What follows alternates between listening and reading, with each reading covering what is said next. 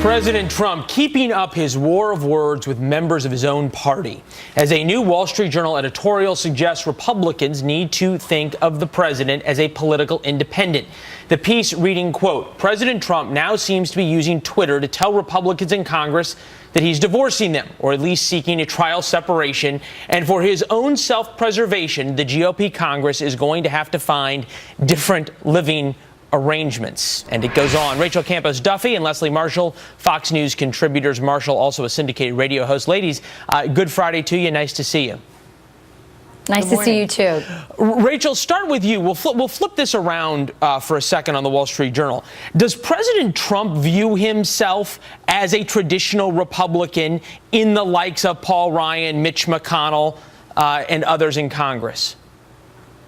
I think that Donald Trump and the rest of America see him as an outsider. But if you look at his agenda and you look at the people he's put in his government, in his cabinet, so many of them are more conservative than the past Republican administrations, probably since Ronald Reagan. So, look, I think that this Donald Trump needs the Congress. The Congress needs Donald Trump. And I'm really baffled by this op-ed. It makes no sense to me what they're trying to do. If they're trying to sow some sort of division or more division between Congress and the president. I think all the president is doing with some of these tweets is to not divorce himself from the party, but probably he's frustrated by all the inaction and the pace of government. I mean, remember, this is a CEO, and what he's trying to do is say, hey, listen, I'm going to divorce myself of the blame, of the responsibility if you guys don't get your act together and get this agenda passed. Leslie, how's this playing for Democrats? Well, I think Democrats should, and I don't know that they are successfully right now, to be honest, Leland, take advantage of this, getting closer to the midterm elections.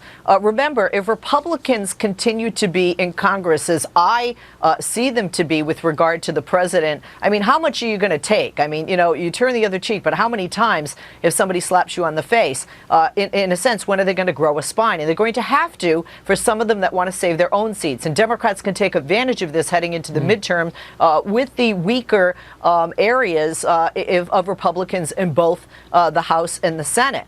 And, you know, I have to say that I agree with Rachel somewhat. However, I think that, yes, Congress and the president need each other, but I don't think that the president is helping. There's no olive branch here. I think this tweeting is not only unpresidential, but it's not professional and it's juvenile. Well, so I think Republicans aren't going to have a mutiny, but they're going to have to go forward with their agenda so they can say to their constituents, the Wall Street Journal, we did our job. Rachel, yeah. I want to get this in because some Republicans are already talking about mutiny, and to take the divorce analogy a little bit further, some are already filing for divorce. This in the Washington Post, an op-ed this time by the great Senator John Danforth of, I will say, the great state of Missouri.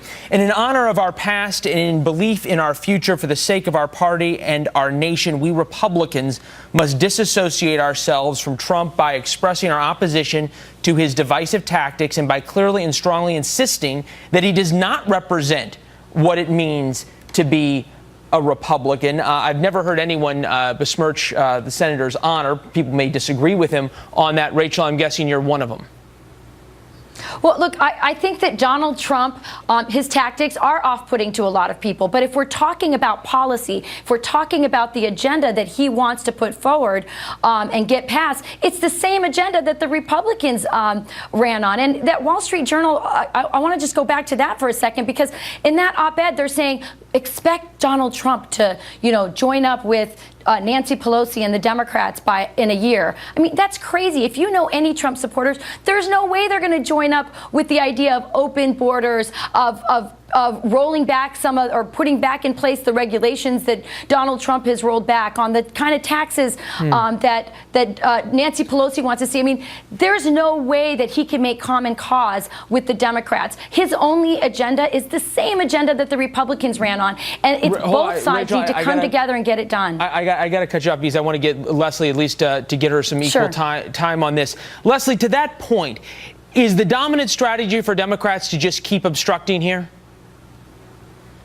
Well, there are a couple of schools of thought, and I never thought I would say this, but I think Steve Bannon is actually right, and that if Democrats go down the road of no, with regard to the Democrats, if Democrats continue on, pulling down statues, that's not going to be a win for them. I think that there are two key strategies for Democrats to win going forward. We've got time and for that one. is Give me your really best to one. keep.